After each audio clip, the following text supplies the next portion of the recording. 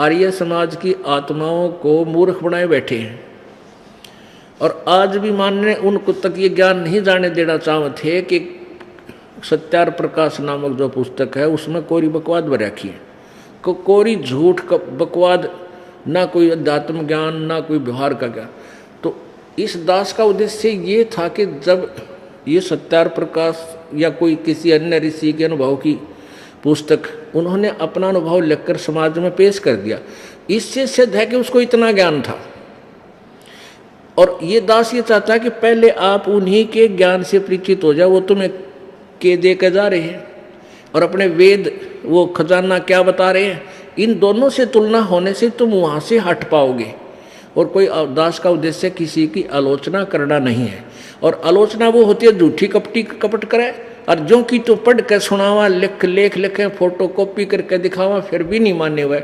तो वो थे वो नकली व्यक्ति जो समाज के शत्रु हैं। वो नहीं, उन्होंने कोई किसी से लेना देना नहीं, भगवान से ना समाज से। वो तो अपना उल्लू सीधा रखे हैं कि तुम्हारा पद बरकरार रहे, दुनिया को गुमराह करें। तो उन्होंने ये चाल चली थी, और जिसके कारण उसने इन्होंने मुख्यमंत्री जी भी उसी ग्रुप का बन गया। इनका बैड लक, इस मुख्यमंत्री का दुर्भाग्य कि वो इसे मौके में आ गया जब ये कुश्ती शुरू हो रही थी। ये है संतों की ज्ञान की लड़ाई, और इसने बीच में वो कबड्डी खेल दिया कि उनके बैक आए माँ के। इन झूठा ने इतना भ्रमित कर दिया उस मुख्यमंत्री जी को कि उसने इन झूठों को सच्चा मान लिया और क्रोधाकांड करा दिया।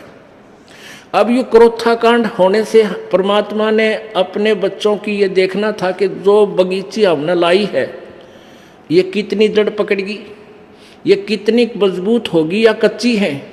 तो एक भयंकर तूफान छोड़ा मालिक ने, उनके कर्म बिगड़ गए और हमारे भगत छट गए। यानी इतने तूफान में भी इतनी बकवाद, इतनी झूठी, तो अखबारों में भी, मीडिया में भी, इलेक्ट्रॉनिक मीडिया में भी इतनी झूठ बोल दी, और फिर भी हमारे भक्त टस से मस नहीं हुए, और उससे अधिक बढ़कर अब उपदेश लेने आ रहे हैं।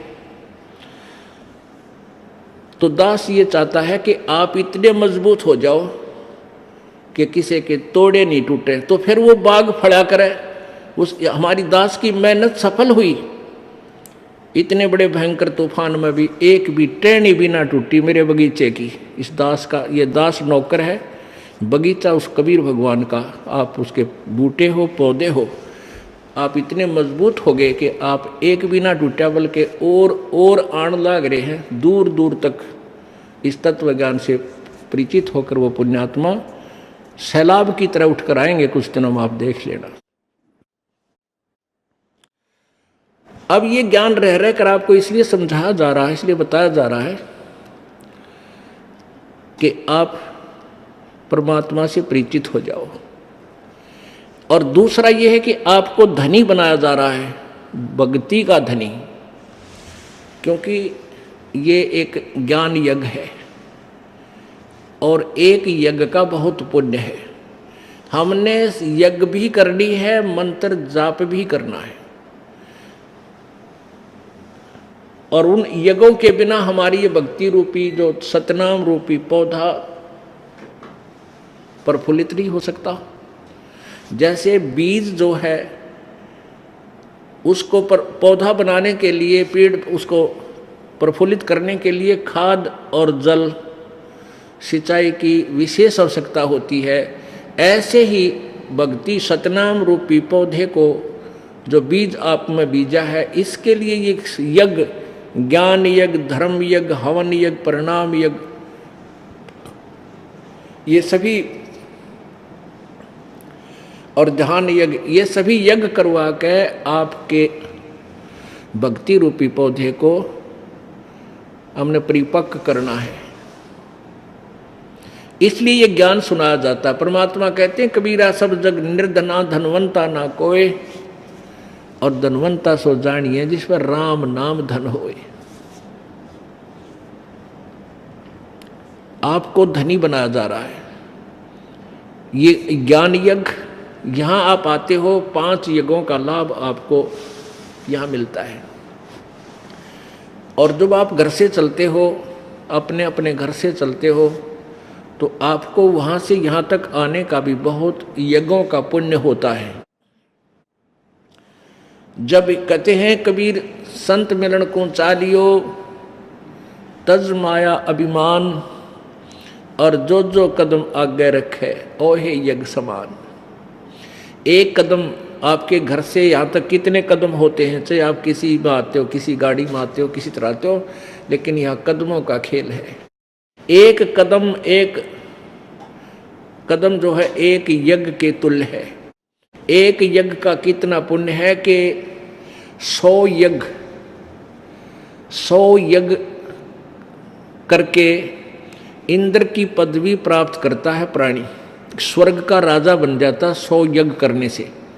उन यज्ञों में से कैसे है कि 100 मन देसी घी एक ही बार प्रयोग करना होता है, एक बार की यज्ञ में, जिसमें हवन भी और धर्म भंडारा भी। अब जिसमें 100 मन देसी घी लगेगा तो बाकी आइटम कितनी लगेंगी, अंदाजा लगा लेना। तो ऐसे वो 100 यज्ञ करके इंद्र की पदवी प्राप्त करता है, इतना धनी हो जाता है। और आपको कितनी यज्ञ हम करा रहे हैं, एक धर्म यज्ञ, ज्ञान यज्ञ, प्रणाम यज्ञ, ध्यान यज्ञ, हवन यज्ञ और ये ज्ञान यज्ञ, इन सभी यज्ञों से आपको यानी परिपूर्ण किया जा रहा है, आपके द्वारा करवा के आपको धनी बनाया जा रहा है। अब हम यहाँ का ना इंद्र की पदवी प्राप्त करेंगे और न ही हम ब्रह्मलोक में जाएंगे, ना हम ब्रह्मा विष्णु महेश के लोक में जाएंगे, ना ही हम यहाँ का कोई पद पाएंगे, ना हमने राजा बनना है, ना महाराजा बनना है, हमने अपने यहाँ से पीछा छुटवाना है। तो ये धन आप कितने वीक हो चुके हो, चौथे युग में आ गया, भ्रमते और भटकते अपने पुण्यों को बर्बाद करते करते आप इतने कंगाल हो गए हो जिसकी गणना को नहीं।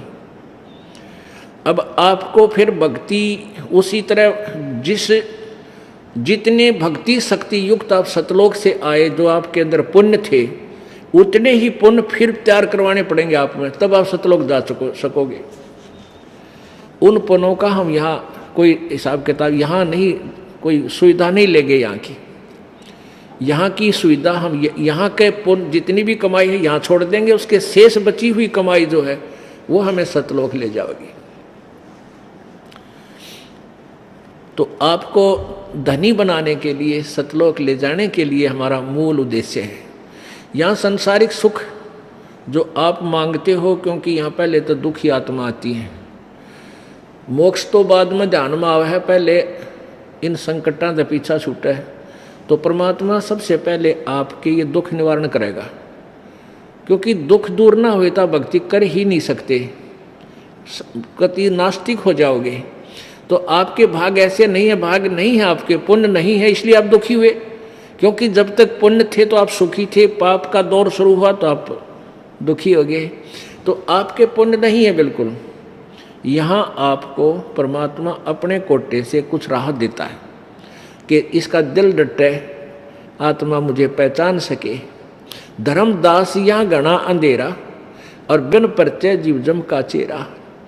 धर्मदास जी को परमात्मा कहा करते थे कि धर्मदास, संत जो होते हैं वो चमत्कार नहीं दिखाते, और भाई वो संत भी नहीं जिससे कोई चमत्कार नहीं हुआ है। यानी संत नहीं है जो न्यू कह चल तेरा न्यू कर दूंगा, तेरा छोरे हो जाएंगे, तू सेठ बन जाएगा, ये इस तरह की बकवाद वो जंतर मंत्र करने की नहीं देता। और वो संत भी नहीं जिससे दुख दूर ना हो, जिससे चमत्कार ना हो, यानी ऐसे अचंभित करने वाले सुख प्राणी को ना हो, तो वो संत भी नहीं है। अब दोनों ही बात बता दी कि धर्मदास यहाँ घना अंधेरा और बिन परिचय जीव जम का चेहरा। तो परमात्मा कहते हैं धर्मदास जी, यहाँ काल ने घना ज्ञान फैला दिया, और जब मैं ऐसे सुख ना दूं, चमत्कार ना करके दिखाऊं, दिखाते नहीं, उनकी वचनों से उनके वैसे हो जाते हैं बगैर किए ही। तो जब तक ये पुण्यात्मा मेरी शक्ति से प्रभावित नहीं होंगे, तब तक ये काल के जालते उल्टे नहीं हट सकते। मेरे पास आएंगे न सुख दूंगा अपने कोटे थे, ये अब चपक जाएंगे, ओहो भगवान पा गया, ओहो ये तो सोचा भी ना था ऐसा सुख भगवान ने दे दिया, और भगवान इसे सुख दिया करे। परमात्मा कहते हैं पर्वत पर्वत में फिरा कारण अपने राम, राम जैसे संत मिले उन सारे सब काम। परमात्मा ढूंढते फिरे थे दुखों का निवारण करवाने के लिए, धनी बनने के लिए, कि तो पर्वत पर, कि तो गुफाओं में, भगवान वहाँ पाओगा, उस मंदिर में बतावे हैं, केदारनाथ में बताया, यानी सारा घूम लिए। और संत राम जैसे संत मिले उन सारे काम, सब काम, छोटे मोटे काम तो एक आधा जंतर मंत्र वाला भी कर दिया करे, कोई जाड़ दिया भी थोड़ा सा राहत दे देगा, लेकिन वो झाड़ सके है, इस भयंकर कष्ट से नहीं बचा सकता। और यहाँ सारे सुख होंगे सच्चे दरबार में। आप जैसे ये कई क्या करते हैं, केवल यज्ञ हवन यज्ञ करते हैं, हवन यज्ञ स्वाहा स्वाहा, वो केवल उससे यज्ञ न करके ये मान बैठे हमने बहुत कुछ धार्मिक अनुष्ठान कर दिया। ये तो इनकम्प्लीट है, अधूरा है। अब जैसे कोई रोगी है और वो रोगी घना कमज़ोर हो गया, तो डॉक्टर जाते ही ग्लूकोज चढ़ाओगा और उसमें 3-4 प्रकार के टीके लगाओगा ताकत के। तो वो ग्लूकोज जो है वो रोग काटने की नहीं, शरीर ने थामबन की है। ये शरीर नष्ट ना हो जा, यो इस शरीर में जो त्रुटि आएगी है, कमजोरी आई है, उसको थोड़ा सा सहारा दे देगा, रोग नहीं काटेगा वो ग्लूकोज।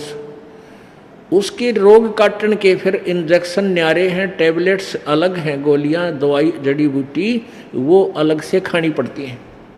ऐसे ये 5 यज्ञ, एक यज्ञ धर्म की, दूसरी यज्ञ ध्यान, तीसरी यज्ञ हवन की, चौथी यज्ञ प्रणाम और 5वीं यज्ञ ये ज्ञान की। ये तो ग्लूकोज हैं, ये तो ग्लूकोज समझो जो चढ़ाई जा रही है आपके, क्योंकि आप चौथे युग में आ लिए और इतने कमज़ोर हो चुके हो कि आप कति कंडम हुए पड़े हो। अंतिम जन्म है तुम्हारे अब ये, जब यू मालिक ना मिलता तो कोई पशु बनता, कोई पक्षी बनता, ऐसी जुर्म हो जाते। क्योंकि धर्म कर्म क्या को रास्ता नहीं था। पेट भरने के लिए सारा दिन हाहाकार मच रही थी, उसने लूट लिया, उसने खसोट लिया, उसका मिलावट कर दूँ, उसका ऐसे दूध में मिला दूँ, घी में कुछ मिला कर बेच दूँ, ऐसी ब्रान माटी, ऐसी जो है ना दुष्कर्मों से धनी बनना चाहते थे, जो दूने पापी बनते। अब ये अंतिम था आपका, तो इसलिए आपको ये 500 यज्ञ करवा के ये ग्लूकोज चढ़ाया जा रहा है। और ये मंत्र जाप जो आपको बताए गए हैं, ये आपको वो कैप्सूल हैं जो रोग काटने के, तो ये सारा उपचार आपको कराना पड़ेगा, तब आप यहाँ से मुक्त होगे। जन्म मृत्यु का रोग आपका जब कटेगा। जग सारा रोगिया रे, जिन सतगुरु वैद न जाण्या, जग सारा रोगिया रे। भाई जन्म मरण का रोग लग्या है या तृष्णा बडरी खांसी, जन्म मरण का रोग लग्या है या तृष्णा बडरी खांसी। आवागवन की डोर गले में या पड़ी काल की फांसी, जग सारा रोगिया रे, जिन सतगुरु वैद न जाण्या, जग सारा रोगिया रे। जन्म मृत्यु का रोग लगा या इच्छा बढ़ रही, खांसी, तृष्णा, नो जोड़ दूँ, कोठी बना लूँ, कार बना दूँ, नो कर लूँ, और 1 मिनट में मृत्यु हो जा, तोड़ दिया किला की तो गद्दा बना पाओ, उसको ठीक है बराबर में खड़ा पाओगा। जो का या तृष्णा बढ़ रही, खांसी, जैसे किसी का खांसी हो जा, मिनट मिनट में खांसी उठा करे, तो वो कहते ऐसे इच्छा रूपी खांसी थारा रोज उठे जा, पल पल में न्यू कर दूँ, न्यू कर दूँ, ऐसे कर दूँ, वो बना लूँगा, इब न्यू कर लूँगा, कुछ कर्जा ले लूँगा, और जो काम करने का है वो कराया नहीं जाता है। फिर क्या बताते हैं कि जन्म मरण का रोग लग गया या तृष्णा बढ़ रही, खांसी और आवागमन, आने और जाने की, जन्म हुआ फिर मर गया, जन्म हुआ फिर चला, ये आवागमन की डोर गले में या पड़ी